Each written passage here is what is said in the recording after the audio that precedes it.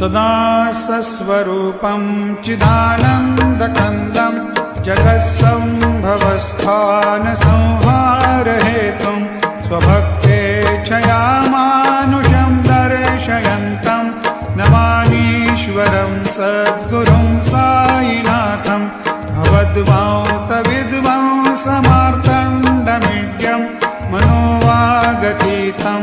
मुनिर्ध्यानगम्यं जगद्व्यापकं निर्मलं निर्गुणत्वां नमामीश्वरं सद्गुरुं साईनाथं भवाम्भोधिमग्नार्दितानां जनानां स्वपादाश्रितानां